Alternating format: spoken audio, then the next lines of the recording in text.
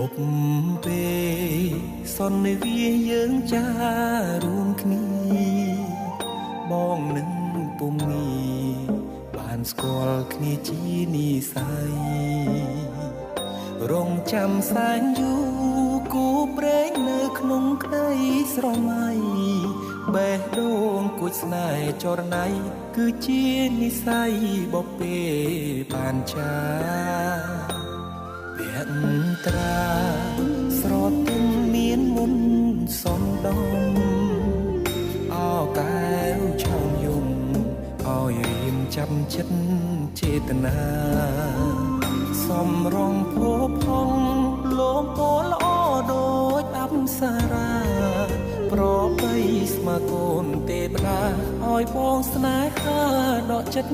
មិនរួ